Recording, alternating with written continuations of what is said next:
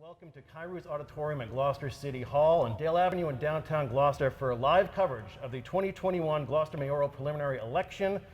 And we have a lot of stuff going on right now. We're a little less than half an hour away from learning which two of the 6 candidates will face off this November in Gloucester's municipal election for mayor. Will incumbent Stephani Romeo Taken, Gloucester's mayor since 2015, advance to November 2nd's general election in hopes of serving a 4th consecutive term? Will former city councilor and school committee member Greg Verga succeed in his second bid for mayor? Will newcomers Brian Pollard, Robert Russell, and John Harvey take their first big step into Gloucester's political circle? Or will Francisco Stephani return to the spot in the November ballot as he did in 2017? Welcome to Gloucester City Hall for this special edition of K-Pan Today as we bring you the 2021 Gloucester Mayoral Preliminary Election. I'm your host, Corey Kukuru, alongside, as always, my co-host, Heather Atwood. How are you, Heather? I'm great, Corey. We got a big night ahead of us here. We do. And preliminary elections are sometimes a little bit, they may feel a little irrelevant. Turnout can be very low, but tonight is consequential. We have 6 candidates, including the incumbent. They have all participated in 2 debates. They've been campaigning hard. And this is unusual for a preliminary election. Yeah. So there could be some surprises tonight when you have 6 relatively strong candidates vying for those votes. Unbelievable. So I can tell you right now, we expect the polls to close at 8 p.m. on the dot. And the normal procedure is, if you've noticed the voting ballot boxes there, the electronic boxes at the polling station, the tops actually pop off. And City Clerk's office collects those and brings them back here to City Hall for the count. But we are expecting to have results rather close to that 8 p.m. time slot for us. So stay tuned with us. We'll give you those numbers. And we, at the end of it all, by say 9 o'clock or so, we should have unofficial results for all 6 candidates there too. So throughout the evening, we're going to be giving you information on the role of mayor in the city, some factoids and tidbits you may not know about. A little more about preliminary elections because they're kind of funky. Yeah, absolutely. Yeah, it's an odd thing that's happening right now. And we're also going to be speaking to the candidates. Each candidate has agreed to speak with us. We'll have more on that in a bit, but that is going to happen after the polls close at 8 p.m. So you want to stay tuned for that. And then we're also going to be speaking with Taylor Bradford of the Gloucester Daily Times, a pre-recorded interview that Heather and I did last week to talk about some of the hot, big-ticket items that the candidates have been dealing with throughout this campaign. Right. We felt as if we wanted to sort of confirm with her. She's been covering the city of Gloucester for all this time, and we wanted to go a little bit more deeply on some of the issues. Right. So let's break down the 6 candidates vying for mayor. All right, so right off the top, incumbent Stephani Romeo Taken. Yeah, so I'm going to go back a little bit. People may not know that she worked for the Office of Elders Affairs, and she was a counselor and a certified Medicaid counselor. That's got to be smart. She was the Community Health and Human Services liaison for Addison Gilbert Hospital. She was elected to City Council in 2001, serving mostly as Council Vice President. When Mayor Kirk departed for a state position in January 2015, Taken was elected by the City Council to fill in that vacancy. She ran for mayor in 2015, coming in second in the preliminary to Paul McGarry in the preliminary, and Greg Verga was also on that ballot. She won that general. She ran in 2017, won. She ran unopposed in 2019. Right, and in 2017, she ran against Francisco Stephani, another one of the candidates tonight. Right, yeah. So she's, you know, there have been issues around her administration recently, but she's a workhorse. You know, she has, under her administration, we have seen the Gloucester Marine Genomics Institute arrive in Gloucester along with the Biotech Academy. She has provided she's found a way to provide health insurance for fishermen and their families and helped establish the Massachusetts Fishermen's Partnership, which is sort of a social services organization for Massachusetts fishermen. The West Parish School was built under her administration, and just recently, Actions Harbor Village, affordable housing on Main Street in Gloucester. That's just a few of her accomplishments. Right, and you can't question the work ethic from City Hall, especially navigating and governing throughout the pandemic as well. So that is the incumbent, Stephani Romeo Taken. We also have Francisco Stephani, and he has run for mayor. I believe this is his 8th time now. And you could say he's probably the most eccentric candidate. He's always dressed to the nines. He's the one in the white suit with the corsage, or the boutonniere, I should say. That's right, and he is always thinking outside the box. He ran in a preliminary election against Stephani in 2015. He got 27 votes out of 6,000. He ran against Stephani in 2017, had just under 600 votes. Some of the points of interest that he has brought up throughout the debate season is he wants to bring back the Babson maternity ward at Addison Gilbert Hospital. Some others don't have the need to drive an unreasonable distance to have babies. He's concerned about water pressure. He's concerned about coyotes. He wants tighter school security. He wants water delivered west to the deserts. He wants lobster eggs harvested to feed thousands. And I am hoping to be able to ask him why all these things. Why are these his priorities? So if we speak to Francisco later on, that will be our question. So then we have Robert Russell.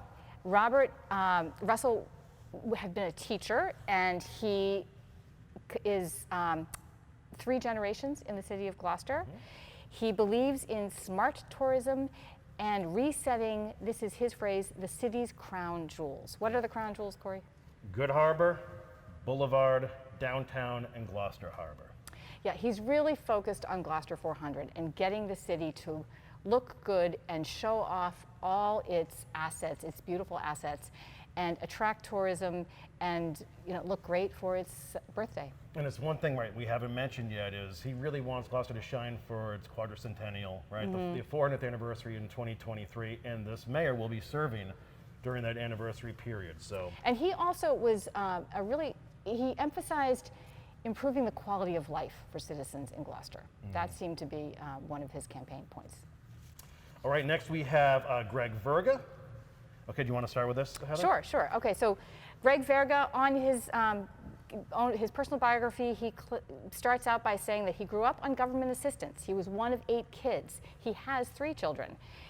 He was 8 years on Gloucester School Committee, 6 years on the City Council. 4 of those 6 years was as Ward 5 councillor, and 2 of those years was councillor at large. He is a strong advocate of transparency and civility.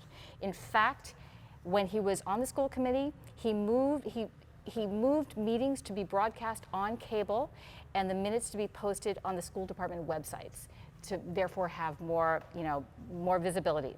On City Council, he introduced an ordinance that allowed key debt decisions to be open to public debate. He also led the charge that city board and commission meetings and agendas be posted on the city website. So you can see he walks the walk here. He believes in transparency, and he has worked to do that. He's also pushed to allow voters to cast ballots on when the Fuller School was a big issue.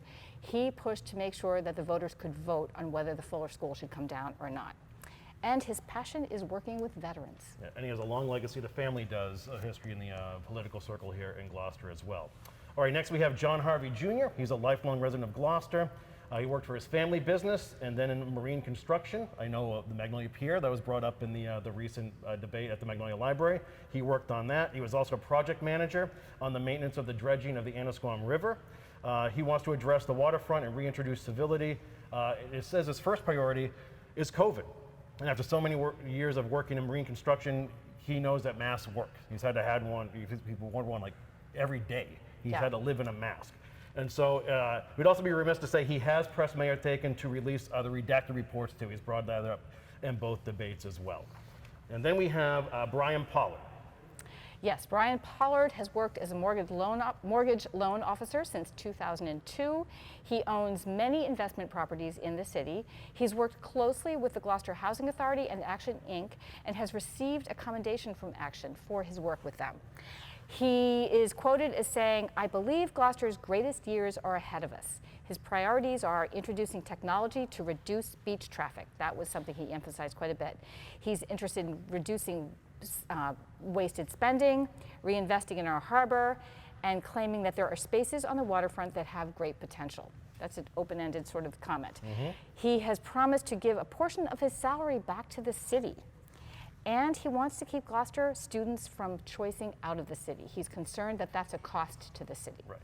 So there are your 6 candidates vying for mayor of Gloucester. Only 2 move forward after tonight's election. Like I said, we're expecting those numbers to come in shortly after 8 p.m. tonight when the polls close. So we give a little background information on preliminary elections. Yes, so this is a preliminary election, as we've said. And a preliminary election happens because the City of Gloucester Charter says that there can only be 2 people on the official November mayoral ballot.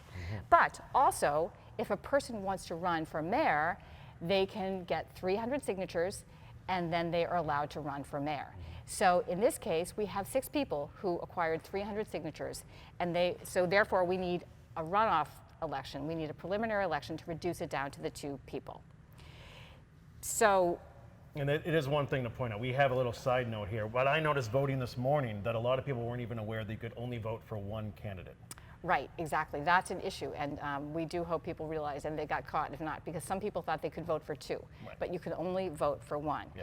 So preliminary elections are really important, and I keep emphasizing this, and as are primary elections, because this is when we actually do the work of choosing our candidates.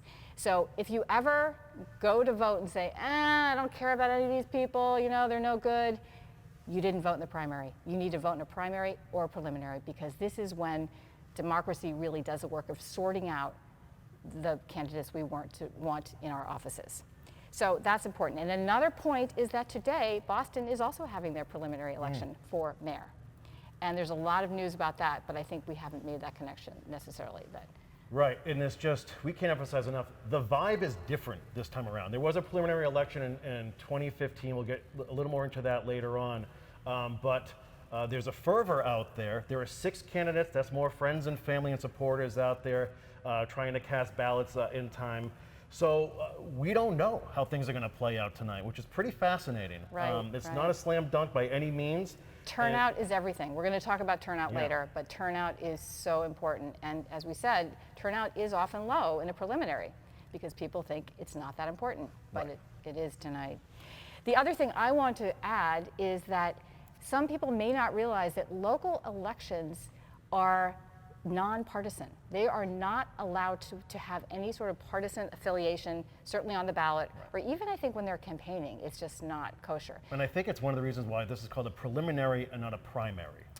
Right, well the primary would be sponsored by the party. Right. So, and this is like, there are no parties involved. And isn't that refreshing, right? Yeah, to have an different. election in which nobody is talking Democrat or Republican, right? Yeah. So it's kind of nice. And the other great thing about this election is that we're talking about people we know, people we see in Market Basket, and they're trying to solve problems that are right in front of us. You know, the wastewater treatment plant, affordable housing, Schools, right. This is the real stuff that affects people's lives every day. So this is a really important election. Very nice. Okay, should we get into voter turnout now, Heather? Sure. All right, so in Gloucester, there's a population is a little over 30,000. I believe it's as of February, it's 30,636. There are just under 22,000 registered voters. There's 27 candidates running for public office this year in total. That means less than 0.1% of the population of Gloucester runs for public office. So anyway, turnout is the big issue today. We don't know. We saw in 2015, there was a preliminary for mayor and for Ward 1 as well. And I believe a little more than 2,100 people total voted for that. 2,100. 2,139 people voted. Paul McGeary, who ran, had 416 votes and led the pack. Stephani Romeo Taken had 226. So think of that. And this was the election in which she had been the mayor, the interim mayor. Yes. She had filled that vacancy. Yes. And so this was that election when she would run for the first time for mayor. Right. And Greg Verger was also in that year as well and had 101 votes.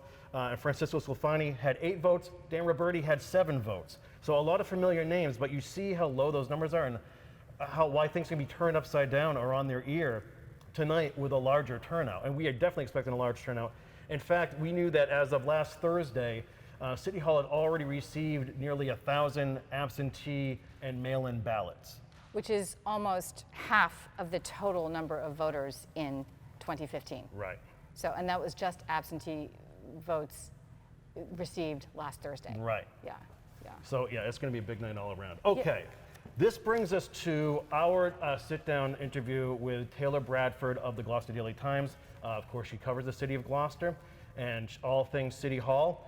And we have a great relationship with her on Cape Ann today. She's a weekly guest and sort of relays the headlines and stories to Heather and to me. So we wanted to sit her down and talk about some of the bigger issues facing the populace and the candidates this election season. So right off the top, everyone loves talking potholes. They sure do. It seems like every election or campaign across America, there is somebody talking about potholes in some little town, right? Yeah. So we wanted to ask Taylor, is this a legitimate thing to campaign on? Yeah. So she visited us at our studio space at 11 Pleasant Street. So this is Taylor Bradford of the Gloucester Daily Times talking about road repair. So, Taylor, Chapter 90 funds, they come from the state to cities and towns to pay for infrastructure. They're delivered every year.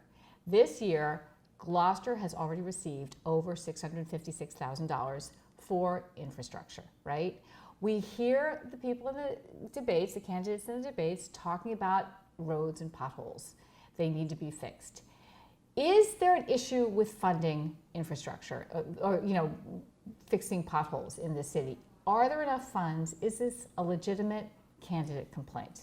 That's a great question. And, as far as our reporting goes at the Gloucester Daily Times, they get those funds, they have the money, they do those capital improvement projects, to additionally get more money as they're trying to figure out what's the most pressing projects in the city. The DPW doesn't just go around and look at random streets and say that one needs fixing, that one doesn't. They have a list, they have a plan in place. The problem is that these things take time. We see Trask Street has been going on far over its expected timeline. We're looking at, the continued traffic, on Eastern Avenue. They're trying to figure out these different projects, especially as they're also building up infrastructure in the buildings in the city. So that's also causing things. And so, potholes are a problem. Potholes, Gloucester, the roads are bad, but that has been something that's been going on forever. And so that's hard, even down Washington Street where we're located, right off where we're located, there's been construction going on for years. And so that's something where, we don't know the intricacies behind, what the projects look like, the timeline, what it looks like to do the paving, the demolition work, the lining of the streets. But we do know, that this is not a new complaint. And maybe it's a cheap shot for candidates to talk about because, everyone's going to side with, yes, if you can promise us that our curbing is going to be great, that you're going to have great roads, that anyone will vote. But I think with the candidate lineup this year is everyone's saying that, right? There's no one's popping out saying, here's a definitive plan on how we're going to fix the roads. Because at the end of the day, is the mayor can, find the grants or, connect the people who could help bring in more money.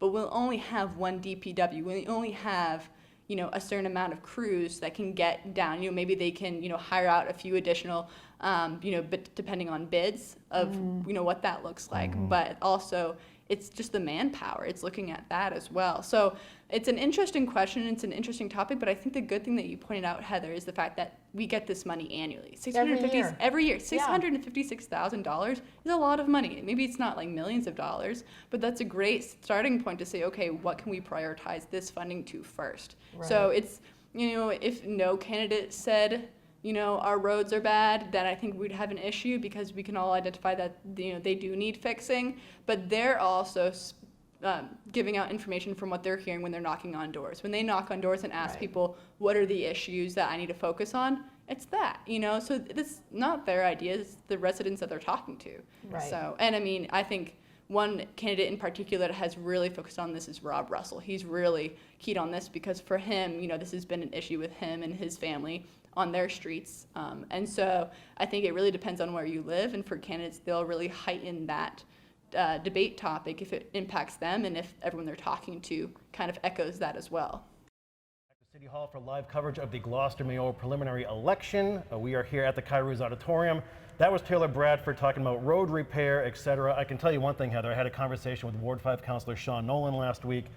He knows everything there is to know about the roads in this city. Amazingly, more than 56% of all the roads in Gloucester are technically private and not public roads. The majority being in Wards 1, which would be like East Gloucester, Rocky Neck, the Back Shore, that area, Good Harbor Beach, and Wards 4 and 5. So anywhere from Lanesville to West Gloucester to Magnolia. And this came up quite a few times in the debate. And it came up as if everybody knew, oh my gosh, this is a problem, the private versus public roads. Right. So we'll get into that again, maybe, hopefully we can talk to Sean Nolan on Cape Ann today. So he's promised to do that for us. He'll be in studio before the November 2nd election, and we'd like to have little tidbits of information for the voters out there to get more informed, because we know that's a big issue. Okay, another thing we talked with Taylor about were major projects going on around our neighborhoods. Right. This is a city of very strong neighborhoods. And we've had neighborhoods having to deal with the espresso project, the espresso building project, of course the school consolidation, and then the firing range in West Gloucester. Yeah. And we talked to Taylor about how the neighborhoods are trying to accommodate or not the city's needs. Right. So here is Taylor Bradford speaking about projects affecting our neighborhoods. This is a city of very strong neighborhoods, right? And yet the city needs to get things done. And there have been a couple of instances, for instance, the espresso building, when the neighborhood came out and had all kinds of issues with that development project, and decisions were made. And then, of course, the school consolidation project, which is in a really strong downtown neighborhood, and there are issues there, even appeals as we speak, right? But the city needed to make a decision that was good for the city.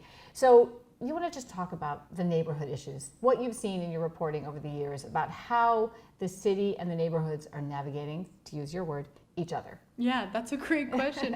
And I think the three big topics I can think of is 116 East Main Street. We have that. We have the school consolidation on 11 Webster Street, and we have the Trask Street, road improvement project.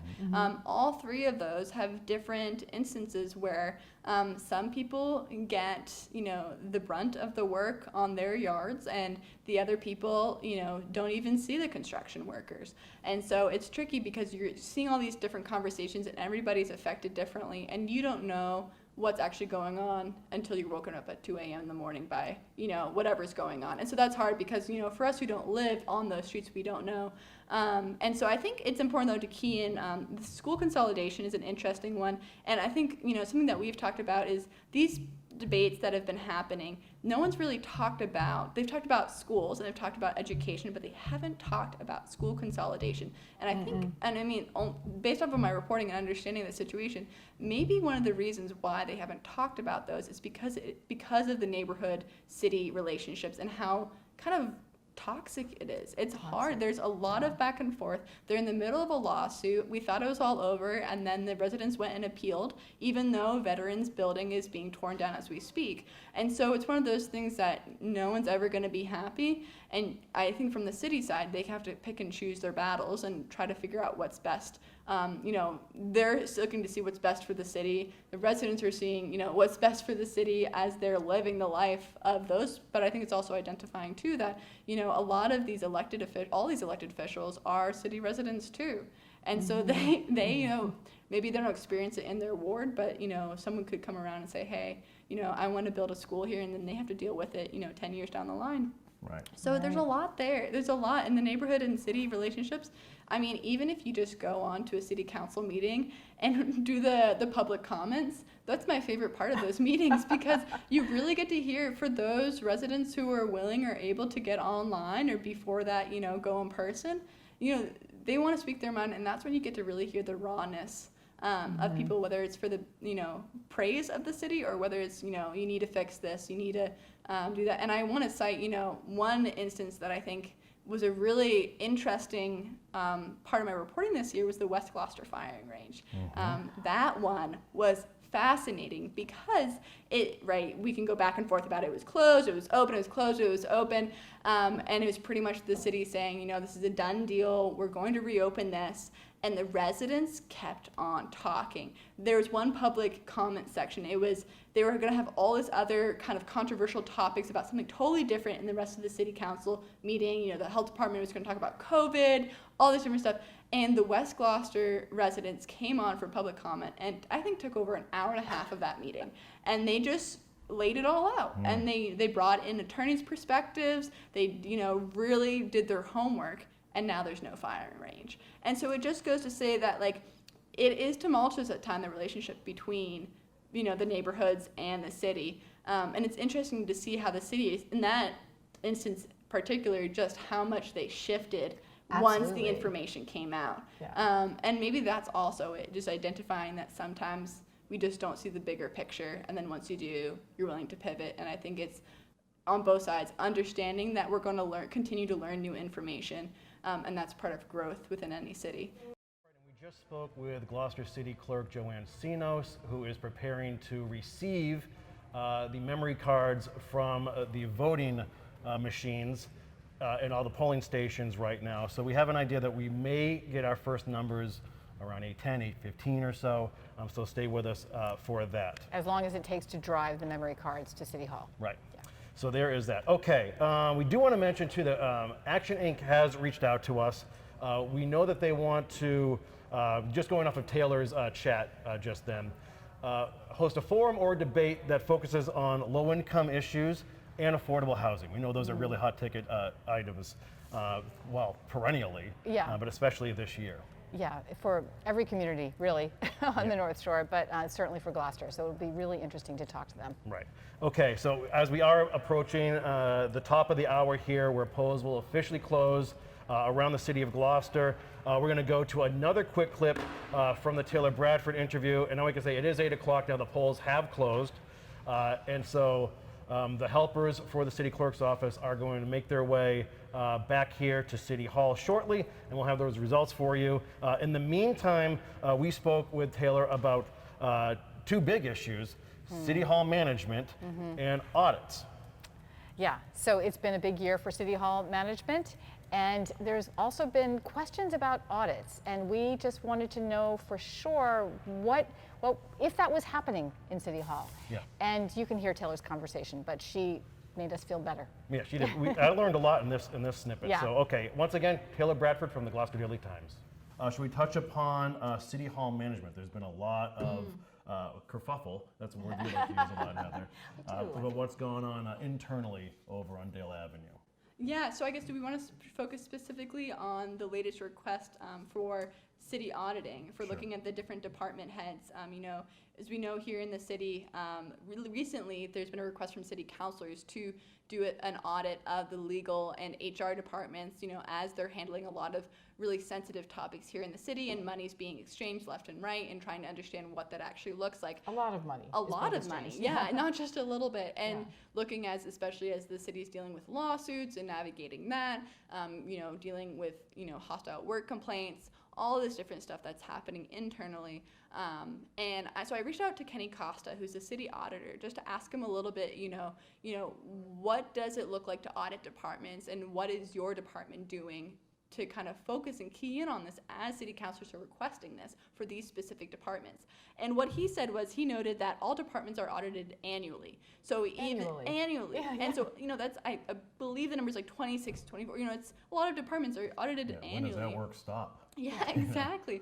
And so looking at that, and not only do they do it annually, but they've actually received an award from the state every single year since 2017 for their audit statements. And so that's showing, it says a lot. It right says there. a lot Yeah. that they get that, and that's, that's outside people. They hired for this most recent audit of 2020. They had a Woburn-based organization come in and do their audits. So it's not like they're auditing themselves. They're bringing people from outside to do this work, to really do a fair assessment of what's been going on. And so as they're doing that and looking at that, and I know that the FY 2020 audits was conducted by the Woburn-based community, and the 2021 one is closing the books, and they should be releasing that one at the end of this year or the beginning of next year. So, I know the city councilors are looking for the information, but also the reality is that they're already being audited and the money's already being spent as a part of this annual audit. So we might just have to sit back and wait to kind of see what's been going on there.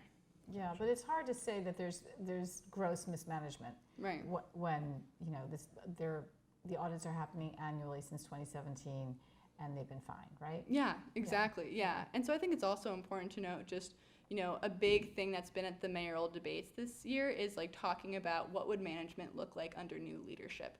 And, that's been a big thing, is especially Greg Verga has been using that as his campaign.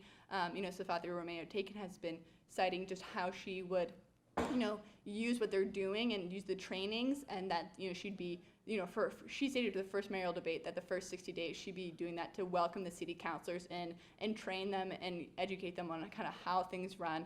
And so Greg is kind of citing a little bit of the kerfuffling that's been going on under Romeo-Taken's leadership, but at the same time as Romeo-Taken's kind of, citing, here's what we might do to maybe unify the group. So those are two interesting conversations. And then you have a lot of the other candidates are just looking at maybe not necessarily the managerial side, but how can we collaborate with local businesses, or how can we, reinvigorate downtown or the harbor or, you know, affordable housing. So it's interesting to see people's focus on City Hall and how we need to identify that, you know, we have so many voters and so many residents here in the city, but the interdepartmental you know, communication that happens, a lot of people don't see in the city. I mean, I know I don't see everything that happens in the city, you know, within the city departments. And so understanding that as voters go out, you know, they might experience part of what's being done in the departments as they're getting grants, as they're doing projects. But also there's each individuals who are in each department, you know, making part of that cog of that wheel that's working to make all of that happen. So understanding that there are relationships that, you know, ebb and flow and grow and maybe, you know, have hardships, and navigating that is something that needs to be addressed in the city. And that's a big part of being the head chief, is being able to navigate that and support, and whoever's going to be the next mayor or, you know, continue to be the mayor, it's just a question of how they will handle that next year. And back once again at City Hall, the polls have closed as we are waiting the memory cards to come in from the voting machines from all the polling stations to find out which 2 mayoral candidates will advance to the general election on November 2nd. So as we continue our conversation with Taylor Bradford, another hot topic and that came up in both debates, and a lot of candidates have brought this up on their own, is beach traffic and online passes. Exactly. And there is a hope that the system of purchasing an online beach pass online would solve this issue, and we wanted to investigate that with Taylor. Okay, so here's our last snippet with Taylor Bradford of the Gloucester Times on beach traffic. Another topic that has come up continuously in the debates that we've seen is beach traffic and online beach passes. You want to touch upon that? Yeah, so that one has been fascinating I mean, same thing with potholes and, you know, paving. It's, you know, in this city, in this island, it's going to be a conversation forever because the traffic's always bad. You can try to mediate it and navigate around it, but there's been a lot of, you know, questions of how can we, you know, fix that and mitigate the traffic. Mitigate the traffic, and I know a couple have noted that it might be a good idea to put in beach parking passes or do online reservations and what that would look like. And the problem with that is that, you know, you might have that, but then you have people who might just be coming from out of town wanting to, and they don't have no idea, and they're having to go all the way back over the bridge and go home. And so that's one question, is like, how would they navigate that? Someone did cite that Cranes Beach already does an online system, you know, singing their praises of that works. I know I have, since hearing those kind of references, that I did ask a few people who use that Cranes Beach system, and they don't like it. But you know, there are other people who probably do like it. They said the problem is that, you know, they pay to have a membership. Then they still have to go online and make those reservations. And everyone's doing that. And so by the time you try to sign up, you're only going to the beach a couple times a month. Where if you've had that membership before COVID, you're going every single day you can because you want to, you know, squeeze out the cost of your membership. You just get there early. Right, you really just get there early, yeah. You stake out. And Yeah. I think the difference between Cranes Beach and here is that Cranes Beach, you have that long, like, mile stretch where there's no parking. And so you really have to follow that system, and so that's maybe why it works a little bit well, and it keeps people who aren't a part of that system off the beach. Where here, you know, I was speaking with Chief Conley last year and Stephani, and they're talking about how people will just, you know, take Ubers, take Lyfts, and get dropped off. Right. So, you know, even if you are doing that beach online system, that's not going to prevent people from getting onto the beach. And so it's a great idea, and I think it is innovative, and if we're talking about revenue coming in from that, sure, it's going to work. The reason why things were packed and why people were taking Ubers was because the parking was full. So, you know, they were making money, but, you know, the question is, I guess, you know, how much is the revenue worth it, and what's it going to look like, and do they have the functions in place to create that online system? That's a lot of money. Expensive, yeah. Right. It's a lot of money. So that's like, I mean, there's good and there's bad to all of it. You know, Cranes Beach works for some people. It doesn't work for others. For here, we have so many beaches. So the question is like, where would you do that? Would it just be for Wingersheek and Good Harbor? Would it be for everywhere? You know, if you were going to be restricting access and everyone had to have a card with them, Then you have to hire people like rangers to go around and ask people. So there's a lot of questions there, and I know a lot of candidates have mentioned that. It started out with one candidate, and then it kind of spiraled, and people caught on as they're like, this is an important topic. But again, I don't think the traffic is going away, and people are always going to come to Gloucester. It's just navigating it for the locals. And back again for a special edition of Cape Ann Today as the polls have closed and we are waiting the results from the polling precincts to determine which two candidates will advance to the general election for mayor of Gloucester on Tuesday, November 2nd. We are joined now by Francisco Stephani. He is one of the candidates for mayor, an oftentimes candidate for mayor. We want to thank you for joining us. How are you tonight? How are you feeling? Excellent. What's it feel like out there? What's the mood? What are your people feeling? I think that I have as good a chance as anybody. So. Does this election feel different than any others? Oh yeah, every election is different. It's always different topics, and it's always every election is different. Yeah. So Francisco, what have you learned about yourself and the constituents out there during this particular campaign? I learned that the problems that I experience, other people experience, and some people are not in a position to do anything, at this point in time. But this is an avenue to actually, instill change. And you've had quite a range of subjects in your campaign that you're concerned about. Right. What are your top three and why? It was always the Babson maternity ward.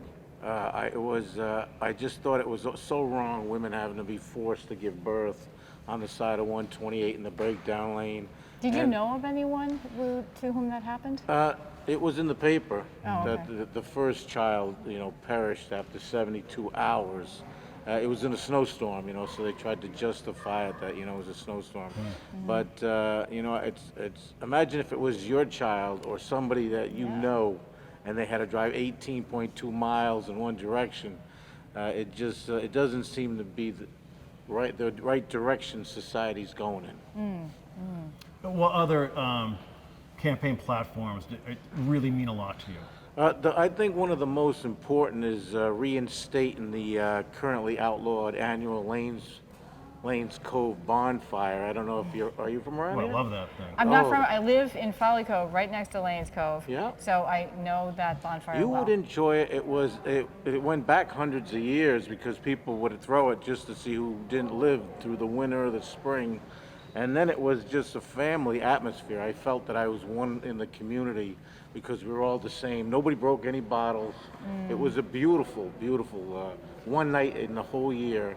And I know a lot of, if I miss it, I'm sure other people miss it. Yeah, I'm sure. Francisco, what is your hope for Gloucester in 2022 and beyond? I hope that they don't rezone Gloucester's fishing industry's infrastructure. A lot of people now want to bail out and sell their property. I mean, who really wants a fish plant, you know what I mean? Because you have to get up at 2 o'clock in the morning just to do the bidding for fish. It's an industry. But, right now, I thought that if they changed the zoning, that at first I thought it'd be like 10,000 new condominiums. But, I really think they would just ring the whole inner harbor full of condominiums because even Gordon's and Allied Frozen, they don't actually need their peers to do business. They could be in Wisconsin somewhere, you know what I mean? It just trucks in and trucks out. So, it's a big thing, zoning. I don't think people actually can conceive it. As soon as you start getting rid of industrial and promoting it residential, then all those properties, they're just going to, that whole blue collar society just goes away. And some of the beautiful people on Cape Ann, I enjoy their character because they're really the salt of the earth. You would never find them anywhere else on earth. And they were born and raised right here. That's the way that they were raised. So, I'd like to keep the blue collar industry alive. So Francisco, lastly, I want to ask you, you run for mayor often. Obviously, the position means a lot to you, the city means a lot to you. Why do you run? I used to run against a good friend of mine, Dan Roberti. Oh, yeah. Yeah, and then, and I used to ask him why he ran. See, I used to see him run, and he would lose every time. And I would say, gee, Dan, why did you run if you know you're going to lose? There's no way you could possibly win. and he said that it wasn't about winning or losing, it was about what you say. So, I mean, I try to choose my words carefully, try to be positive, try to focus on what unites us as a family or whatever, and then and try not to, dwell on what divides us. Thank you for that. Yeah. Well, we thank you for your service and thank you for your efforts, and we appreciate you giving us some time tonight. And good luck, Mr. Stephani. Thank you for all your Enjoy your efforts. evening. All right, we'll catch up with you shortly. Okay, that is Francisco Stephani, a candidate for mayor. That was pretty interesting stuff, Heather, right? Very interesting. It was a great little chat. And I will say in the debates, he did always add some points, and he was articulate when he said them, that were just sort of thoughtful. Yeah. It made us all think, oh, the coyotes, and particularly the school security question. When people asked what he thought was important about education, he said, I think security. That was really interesting. Okay, let's bring Rob Russell up. In the meantime, we just want to let you guys know we are waiting from the city clerk, Joey Encinos, the results tonight. As soon as we get them, we'll relay them to you. Here is another candidate for mayor, Mr. Robert Russell. How are you? Wonderful. Hi, Mr. Russell. Thanks What for a great joining night us. for I'm Gloucester. Heather. Hey, Heather. Pleasure to meet you. Nice What a to great meet you. night. So how you feeling at this moment? I feel that Gloucester, this is a shining moment for Gloucester. The way the candidates conducted themselves, just tremendous. A unification. Bravo to Gloucester. Agree. Yeah. So Rob, we're asking all the candidates this tonight, but what have you learned about yourself and the city of Gloucester throughout your campaign? I think what I've learned about the city is the resourcefulness of the citizens, their warmth, their generosity. They did not know me 3 months ago. I went to homes for signatures, and they weren't supporters of mine, but they offered me water. And one man in Lanesville even gave me a beer on a hot summer night. So what a wonderful Can you leave his experience. address before you go tonight? Right, and for me, I think I learned that campaigning's difficult. In the debates, you're going to be nervous going into them, and this is my first foray into it, so I think that the debates, you're really nervous, you better sleep the night before. So that's good stuff. Well- Go ahead, Heather, sorry. Can I ask my pop-up question? Yeah, absolutely. Yeah. So I love your plan to have more pop-up shops happen on Main Street in Gloucester, and have pop-up shops be a way to incubate small businesses and get some energy. But can it work? I mean, people, and I'm talking about the landlords, and everyone complains that the rents are so high. Let's just be nitty-gritty for just 1 second and talk about how that could possibly really happen, because I want it to happen. It will happen, and it's something that works in Amesbury, it works in other communities, parts of California. The landlord, from their perspective, they have an empty storefront. That means their building is worth less. And as the role of mayor and government is to sell them on the fact that if they have someone in there, the value of their building will be more. So that's where it's a win-win for everybody. And for Gloucester, I have to say, it gets the ball rolling. We get the can-do spirit back. And you know something, Amesbury's doing it. Again, I mentioned in California, it is the way to go to just get going. And then we can tackle the police station and the parking, but we need a little victory. And that victory is a big step for us. So Mr. Russell, let me ask you this. You could have run for different positions around the city, but what was it about the mayor's office that spurred you to start a campaign? Well, I think that there were 5 candidates. That's in a referendum of the state of people's spirit in Gloucester. And when you have 5 people, they're unhappy. And partly for me, I felt that we were not protected during COVID the way you deserve to be protected. And at that point, I said, I'm running. And then you've got to build a platform and an agenda, and I think I certainly did. And by listening to the people have mentioned the shops downtown. That did not come from me. That came from the people in Lanesville and Magnolia that said, we want a downtown. And people aren't wanting to move to Gloucester unless you have a downtown.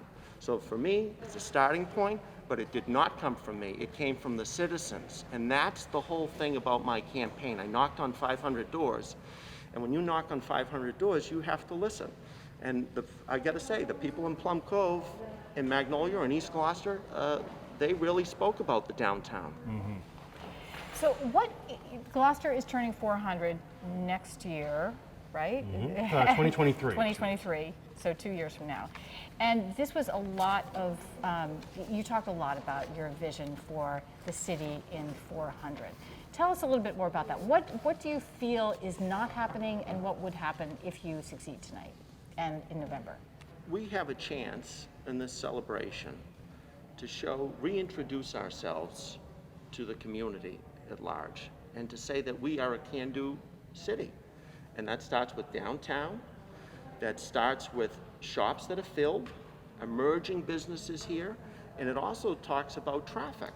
People cannot do anything about 128, but when they come to Gloucester, we should show them a time that has less hassle, and that is the parking reservation system, advanced ticketing for the beaches, and you know something, there's an added bonus.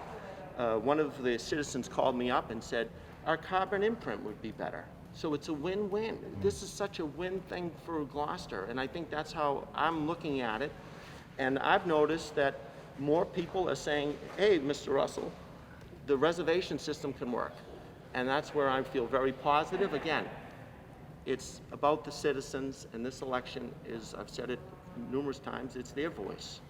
Well said. Well, Mr. Russell, we thank wish you you. luck tonight. Yes. We thank you for your All right. efforts and your service to the community, and And- we hope we're chatting with you soon. And I want to say one thing.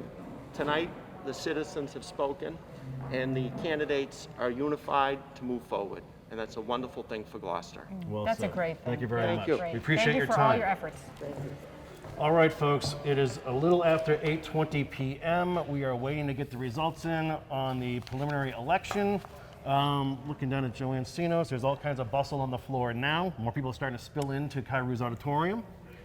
Yeah, Christine Keegan coming up. Should we talk with Christine Right. now? Okay, let's bring up Christine. This is Christine Keegan. She is the campaign manager for incumbent Stephani Romeo Taken. And like I said, we will give you those results as soon as they are made available. Hi, How are you, Christine. Hi, how are you? Nice Thank to you chat with you. Thanks for Thank you joining us. having me. Yes. Yeah, yeah. All right, what's the vibe in the What's Romeo fun? Taken camp? It's exciting. We have a team over at Drift tonight, so there's a lot of volunteers over there who are out holding signs since 7 a.m. and all over the city at every polling site. So exciting, but and a little bit nerve-wracking because it is an election. There are other candidates, so Yeah, it feels be like a realistic. moment for the mayor. It Absolutely. really does. Yeah. How do you think she's feeling? I think she's feeling very positive. I mean, she has always been a positive person. I've known her since we were young children. Grew up in Gloucester schools together. Positive. That's What great. makes this election different this year? What have you noticed a difference in the campaign? I mean, obviously she ran unopposed 2 years ago, a light race in 2017. This seems different. A lot of candidates this time around. Yeah, absolutely. Which is the beauty of our great democracy. That people do want to get involved. I mean, that's a positive thing. People are taking an interest in our local government and and what goes on in our beautiful city. So, I think it's that's a very good thing. What have you been hearing from the constituents out there? The things that matter most to them at this moment? It depends on who you're talking to and which part of the city that that they reside in. Back to those neighborhoods. Yeah, Strong absolutely. neighborhoods. Back Yeah. to those neighborhoods. I mean, there are certain people who are talking about infrastructure and development, and they're worried about, our coastline being overdeveloped. As well as climate change and what's going to happen in 10, 20 years, if we're developing on our coastline and the water's rising. So it's all over the map depending on who you're talking to. So, Christine, a sensitive question, just a little bit. What do you say to supporters who are feeling a little fatigue with the mayor? In what way? That they may feel as if the more recent stories are hard to hear. Well, I think, as well as anyone, people do love to talk. everything that's out there right now is hearsay and accusations. We've all had negative things, said about us, and you are never going to please everyone all the time. I think if you, you really know Safathia, come and talk to her. Her door is always open. She will be honest. She will be open with you. But, get the information from the source and not from third party. So let me ask you this, Christine. What are you most proud of throughout Safathia's tenure or your affiliation or friendship with her? Her energy is endless. I mean, the woman, I swear she never sleeps.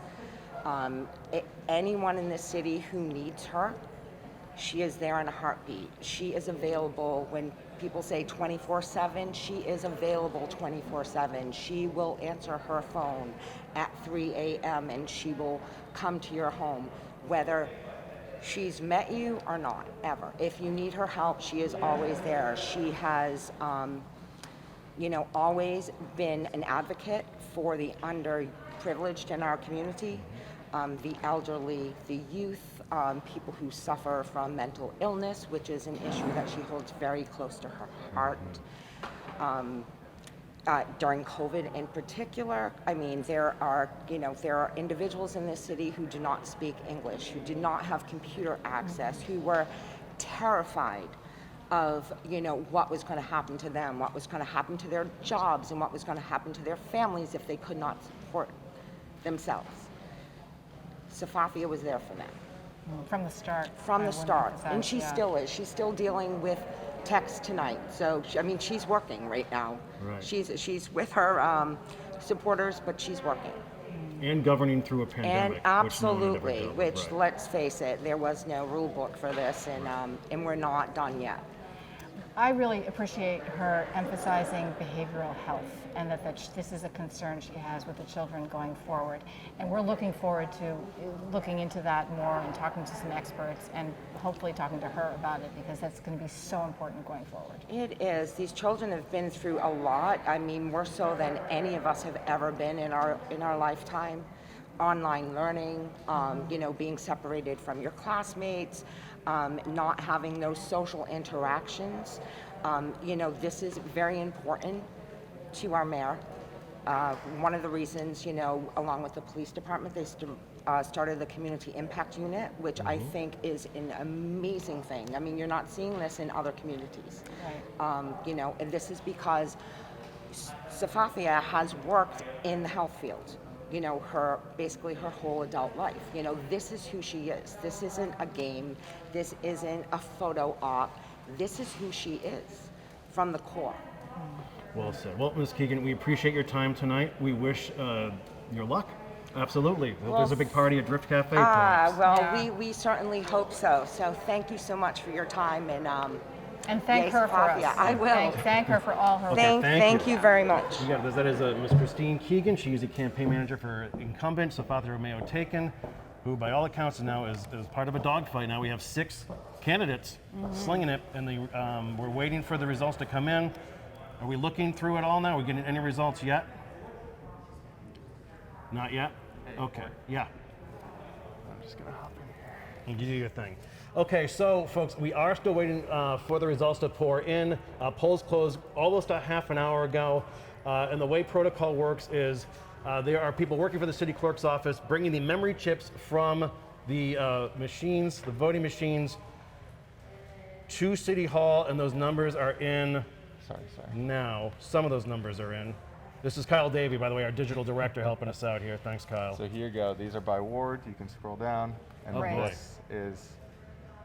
Okay, The so total. All right. these are total results or just so far? So this is ward so far. Ward so far. Okay, so numbers are in. In Ward 1, Greg Verga has a sizable lead, nearly 2-1 over It's like 700 Safathia. votes. Yep, that is Ward 1. Pollard is in a distant third, followed by Russell and Harvey. Did you say Safathia is number 2? Yes. So Verga, then Taken, then Pollard. Yeah. In Ward 1. Right. In Ward 2, Verga has a sizable lead on Safathia Romeo Taken. It is about 240 votes to 140 votes, something like that. Brian Pollard, a distant third. In Ward 3, Verga has a slight lead over Safathia Mayo-Taken. It's, I would say, about 410 to 370, something like that. Brian Pollard a distant third. In Ward 4, so far, we're going to wait for more results here. Those are incomplete. Ward 4 and 5. So we'll refresh that shortly, but it seems like Greg Verga There's a pattern here. is in the lead so far with Safathia Mayo-Taken in second. And those are 3 full wards. I think in the 4th ward we're waiting for, as well as Ward 5. So Ward 4, of course, is Riverdale, Bayview, Lanesville. Ward 5, West Gloucester, and Magnolia. Corey, you'll have to refresh the page every time you want to see the new numbers coming in, because there are new numbers coming in. Okay. Okay, great. All right. Bear with me, folks. Okay, so Ward 4, we have Greg Verga has a sizable lead. I would say this looks like 850 or so, right? Oh, there we go. 5? No, 826. Yep. 826 Taken is 185, and Pollard is 74 in Ward 4. And in Ward 5, Verga. 363 for Verga, 222 for Taken, and Pollard is 115. Okay, so I'll scroll back up to the top here to see if there's been any changes in the other wards. But we are seeing a pattern. It looks like Greg Verga has a comfortable lead over Safathia Mayo-Taken, with Brian Pollard a distant third. Let's go revisit Ward 1. Heather? 311 from Verga, Taken is 113, and Pollard is 79. That's Ward 1. Ward 1, so that's East Gloucester. This is Ward 2 now. Is Verga is 242, Taken is 145, and Pollard is 40. And Ward 3, also Central Gloucester, making its way towards West Gloucester of the Boulevard area. so Verga is 207, 201, Taken a little closer, and Pollard is 75. Okay, and we've gone over Wards 4 and 5 for you. I'll keep refreshing these, folks. Yeah, so we definitely see a pattern. Verga's having a very good night. Taken's strong. It looks like it's going to be the two of them. Right, unless, yeah, that Pollard camp, they had a ton of signs. They had a lot of action going on at the Rotary today, a lot of signs throughout the city, which A lot is of interesting. energy, yeah. But he looks like to be in a comfortable lead right now. Ward 3 is pretty tight for Verga and Safathia. Ward that's 4, the Verga has a tightest. very comfortable lead. And in 2 as well. And in Ward 1. Right. I'll just right. keep refreshing, Heather. Yeah. So this is interesting, and this is not a surprise. So No, I think these would have been the 2 favorites going in. It may be a surprise that Verga's on top. However, in the preliminary election in 2015, Paul McGeary had more than twice the number of votes as Safathia Mayo-Taken, and in the end, Safathia comfortably won that race. I believe it Right. was 56% to 44%, somewhere in that ballpark. So, okay, are we going to speak with John Harvey now? I think we are. All right, so we're going to keep those, stay tuned here. We're going to have more numbers for you shortly. We're joined by Come now sit down. mayoral candidate John Harvey Jr. How are you, bud? How you doing? Good to see you. Thanks for joining us, John. Thank you. All right, John. so your thoughts so far, as you've seen some of the numbers we're starting to rattle off here. Just hearing them just now, I mean, I got them right when you got them. Yep. I'm not entirely surprised. Yeah. Yeah. You know, I mean, yesterday I had 2 possible outcomes, and this is certainly one of them. And then today, the more I talked to people, it was back up in the air, but it is kind of where I was seeing it was going. So, John, let me ask you right off the top. So, why run for mayor? Why did that mean so much to you this time around? You know what? It's not one thing. It's 1,000 tiny little cuts of pieces of dissatisfaction with how the city is run. And just things that irritate you about, you know, you think you could do better. You think, I wouldn't have done it that way, or I would have told people something else. And that's what that amounts to eventually, you know? Yeah. Did you consider another position in City Hall, at large, or City Council? So at the time, that hadn't really come up yet. It was just, you know, the mayor race kind of unfolded, and I thought, yes, I will do it. And I've, you know, been in a position in marine construction and dredging projects for years where I'm the guy who is, I got to do it, and I got to be the guy who's at fault and Yeah. take the lead, and that's what I did. What part of your platform do you think has resonated most with voters out there? that's a tough one. That really is. I mean, my background in on the waterfront, I think probably more than anything else. You had a really candid voice. You had a tone of telling it like it is. I don't have another one. I don't have enough experience in this to be smooth. Do you think you'll take that anywhere else? That's an excellent question. This has been an enormous learning curve for me. Like I did not, clearly I didn't run a seasoned campaign. You know, What was your mission, do you think, running for mayor? Was it actually to win? you know what? Yes and no. I don't want to be too candid here. Things needed to change. And people needed to be motivated to help get a ball rolling. So at the end of the day, I think I'm pretty happy with that, accomplishing that. So, John, what's your hope now for Gloucester 2022 and beyond?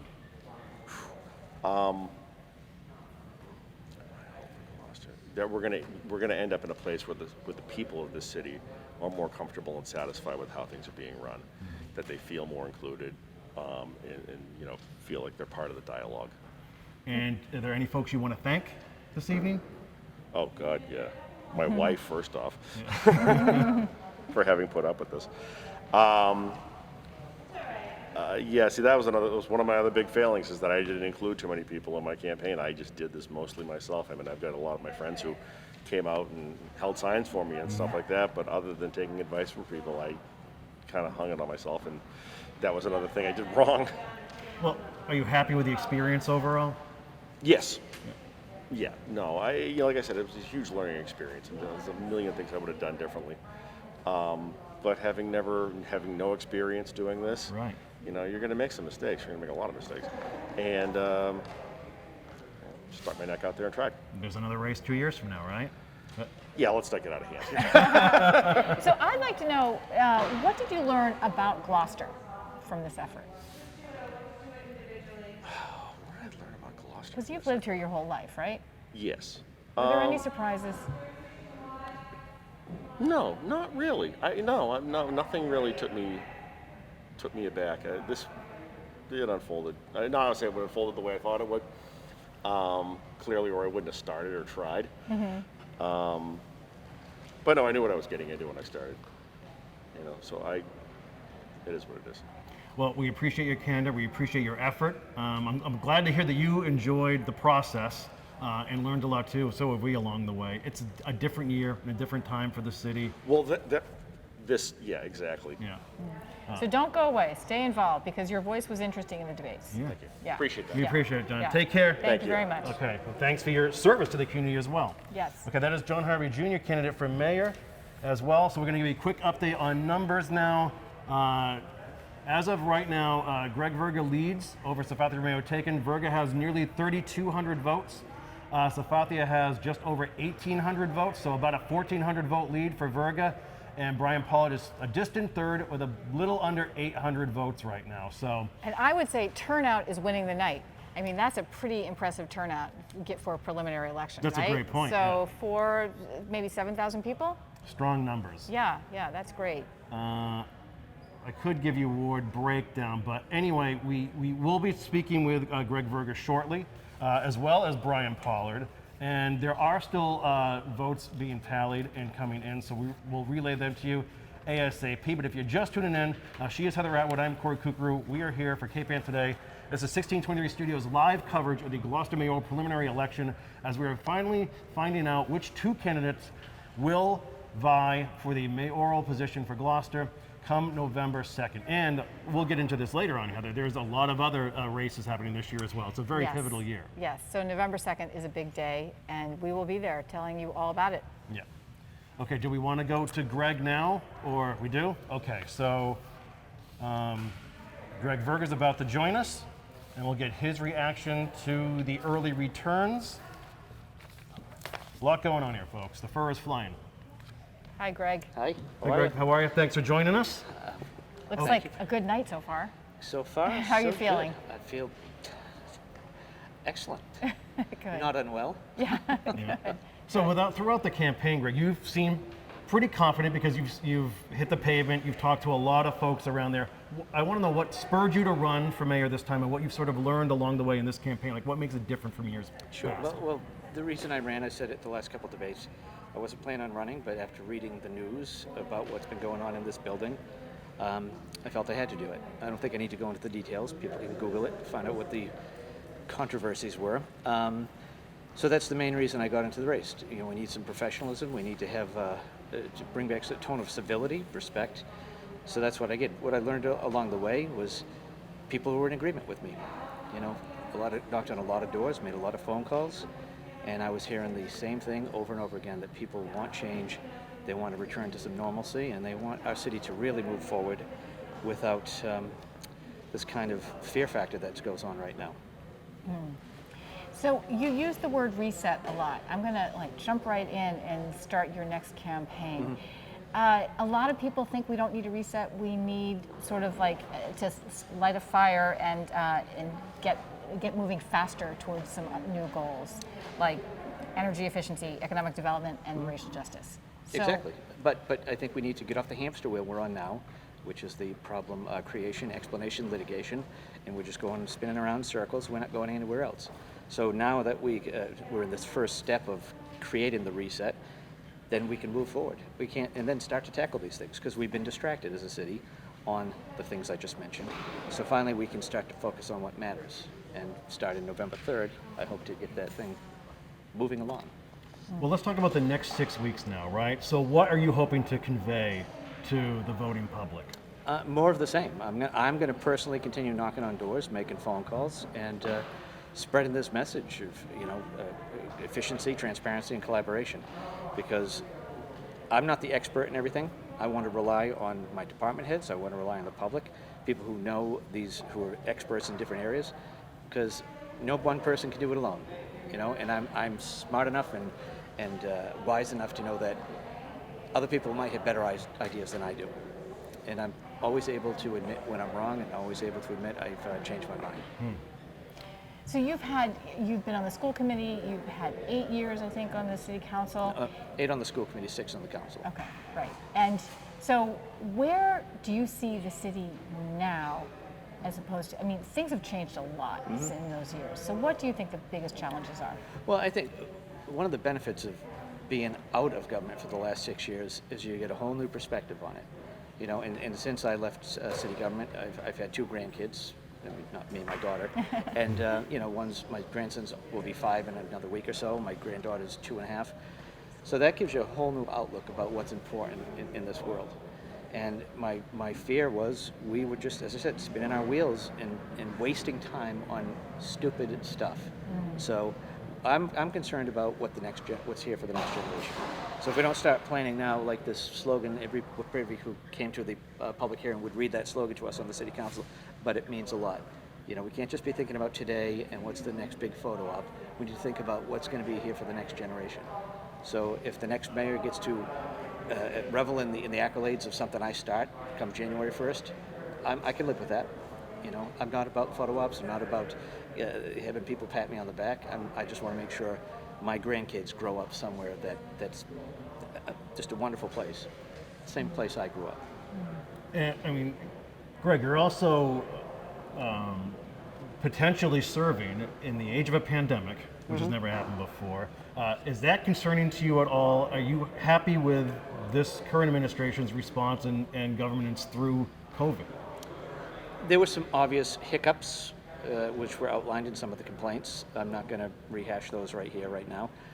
But guidance from the pros. As I said, I'm not the expert. My wife's a nurse, my daughter's a nurse, my other daughter is a biologist. So I kind of have a sense of what people who know what they're talking about can explain things. This is serious business. Masks work, vaccines work. I want to depend on the people who know what they're talking about, so we can hopefully avoid the craziness we had over the last 18 months. And so now we can say, Heather, for certainty, with the final results are in, you did win tonight. Alana, can you hold that up for me, please? With 3,178 votes. So Father Mayo taken 1,831 votes. Brian Pollard, 764 votes. Robert Russell, 252 votes. John Harvey Jr., 241 votes. And Francisco Stephani, I believe, 25 votes. somewhere in there. So congratulations. Great. Congratulations. And I just want to say congratulations and thanks to the, to Brian and Rob and John and Frank and the mayor for running. I think it was a good campaign, and we look forward to the next 6 weeks, and hopefully we'll be here celebrating again. No, it was impressive that you all participated in 2 debates. There was a lot to be learned in this time for you and for the constituents. Yeah. And so it was a healthy campaign. I agree. So I'm looking forward to where we go from here. Well, we appreciate your times and your efforts, and congratulations once again. Thank you. Congratulations. Thanks. Thank you. Enjoy the party tonight, I suppose. There's gonna be a celebration somewhere. Oh yeah, we're at Jalapenos, so they're waiting for The me grandkids now. there? Margarita's on Greg. No, the grandkids are home with my grandson, my son-in-law. But yeah, look forward to it. Well, There you go. congratulations. Thanks, Enjoy All right, folks. it. thanks for your time, Mr. Verga. Take Thanks. care. We'll see you. All right, so there you have it, folks. So those are the numbers. We are going to be speaking with Brian Pollard. Are we doing that now, Alana? Yep. Okay, so they're going to get Brian up here shortly. So yeah, those are final numbers in. Greg Verga and Stephani Romeo taken advance to the general election on Tuesday, November 2nd. 1623 Studios will provide live coverage that evening as well, right here from City Hall in Kyrie's Auditorium. And we've learned a lot tonight, Heather, huh? We did, yeah. This was very exciting. It was very exciting to be right here watching these results come in. Yeah. And It happens fast, huh? yeah, it really Refresh the does. page It once, does. like, boop, there they Exactly. are. Exactly. So, all right, come on in, Brian. Have a seat. How are you? Good. Thanks for joining us, man. Thank you very much. Yeah. You had a pretty enthusiastic campaign. I mean, everyone was talking about the Rotary Yeah. today. Right? Yeah, it was Pollard Central over there. 12 hours at the Rotary. No kidding. Oh, Yeah. really? As you can see, I got a little sunburn. Yeah. Well, right up the top, Brian. I drove by you twice, I think. Yeah. Well, you were doing just loops? Yeah, right. That's Brian. So your results to the your reaction to the results. I'm sorry. Well, obviously I'm going to be disappointed. My goal was, 1,800 to 2,000 votes, try to secure a minimum of second place. But, obviously the people speak and the results are what the results are. Yeah. So where will you take this energy that you had for the past 6 weeks or so? It's not necessarily where I'll take it. It's, What's next? in the past, 6 or 7 years of, concentrated my efforts on working with the Gloucester Housing Authority and with Action and to provide affordable housing, for the Gloucester residents and, just to make Gloucester a better place with my real estate investments and whether I'm in local politics or not, I'm going to continue to do that, not unfortunately January 1st on the public end, but in the private sector, I still am going to, make the city a better place. So what?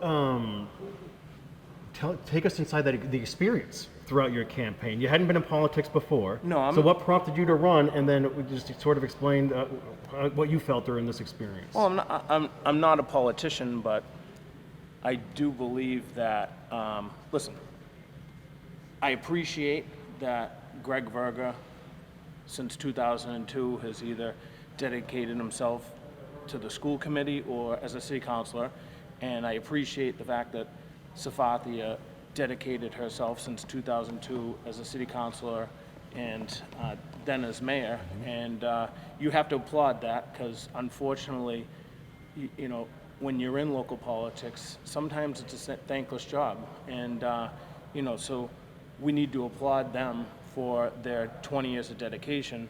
But I personally saw myself as the next generation of leadership for Gloucester, and that's really the reason why I was running, because I love the city, and it's already a wonderful place, but I personally believe with a few minor tweaks, we could make the city even better than it already is.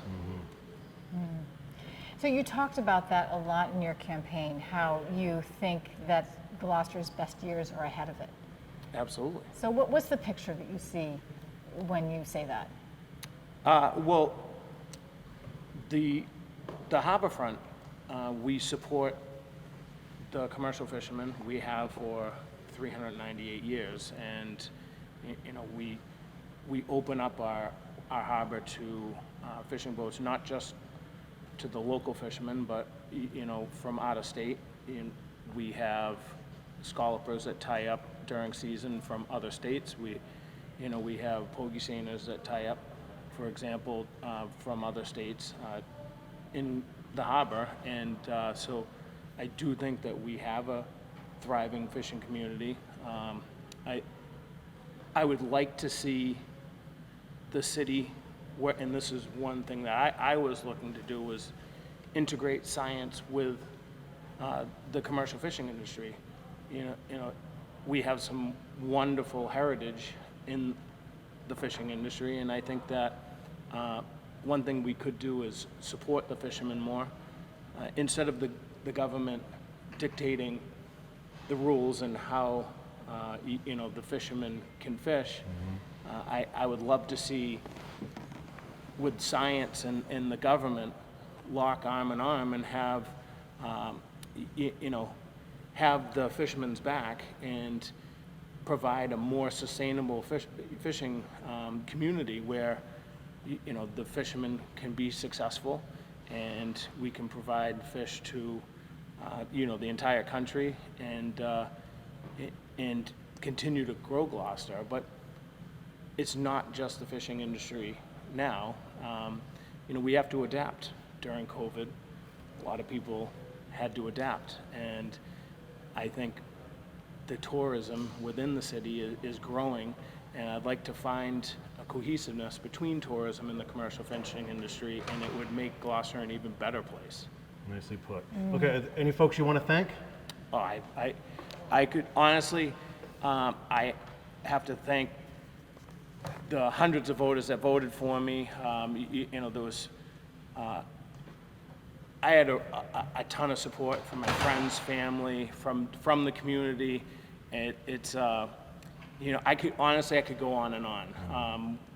Everyone was super helpful, especially since I don't have a political background or political experience, and so I'd keep you here for an hour listing off all the names. Well, I'll tell you, Brian, I think you brought a new flavor and juice to the campaign this year. You saw the number of people who came up for a preliminary vote. That blows the previous year's voter total out of the water.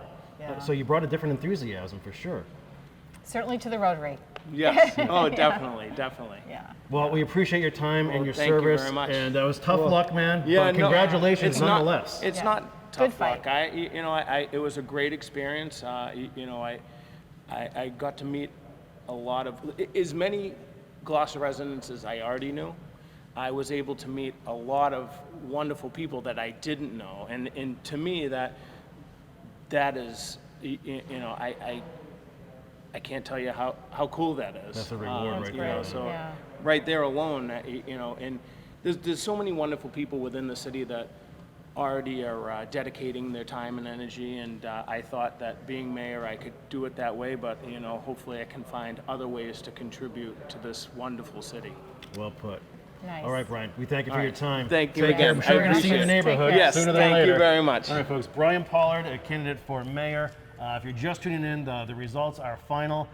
Greg Verga and Stephani Mayo taken advanced to the municipal election on Tuesday, November 2nd.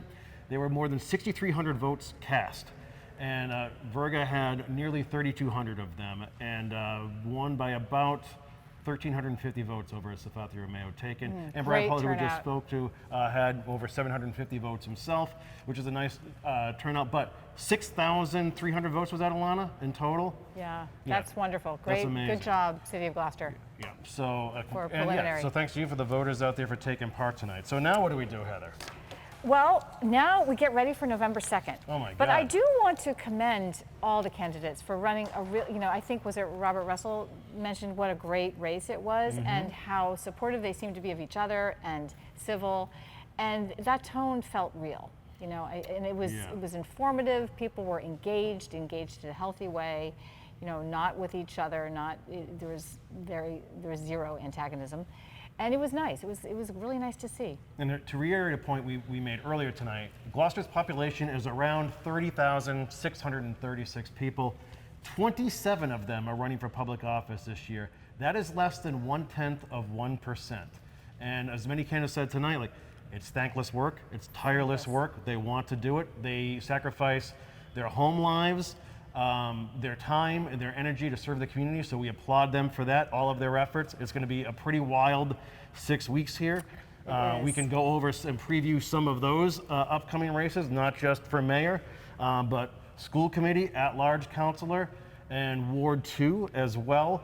Also, other big news happening this election year are familiar names who aren't returning. Most notably Jen Holmgren, John McCarthy, Melissa Cox, Steve LeBlanc, Jonathan Pope, Joel Favazza.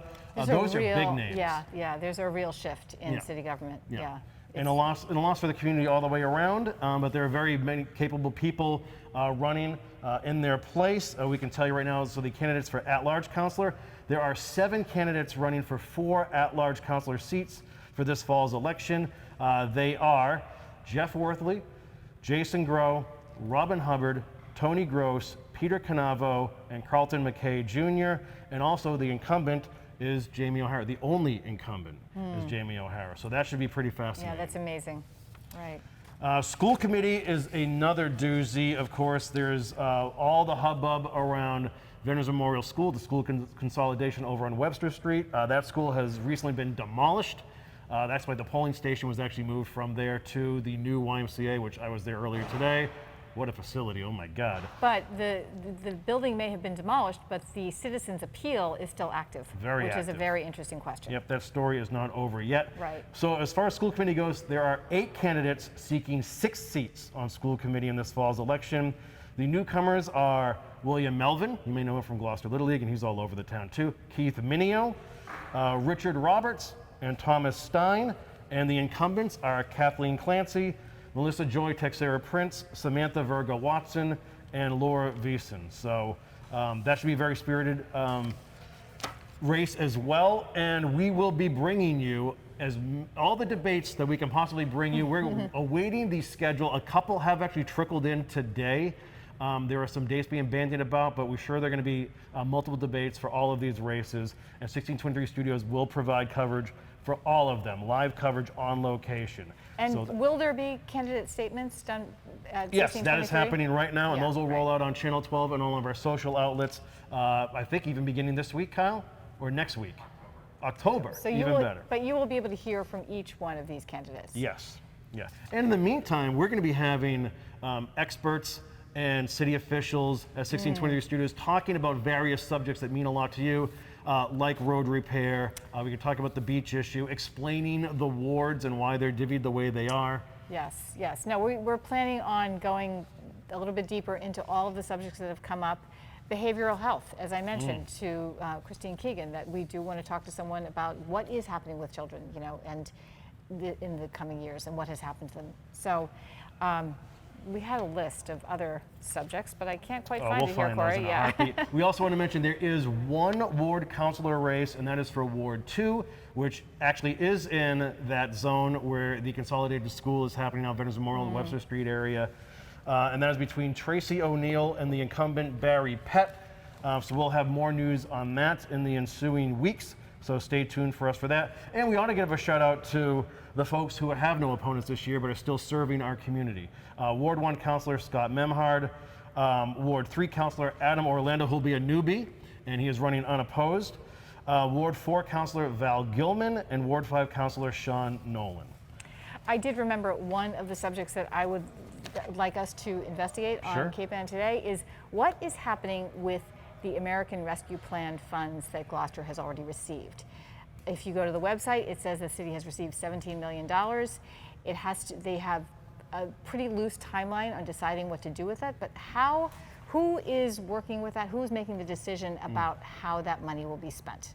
So that's an interesting question in the next year. I'll tell you, it's going to be a fascinating autumn here in Gloucester. All these races, big personalities, huge issues of facing the city, positive and negative. Yeah, and change. There's just so much change in this lineup. And we're doing it in the day of masks and COVID and vaccines. So again, just another reason to tip your cap to those who are serving our community. So what can you expect from 1623 Studios between now and November 2nd? Well, we're going to have coverage of all the debates for all the races, like we said.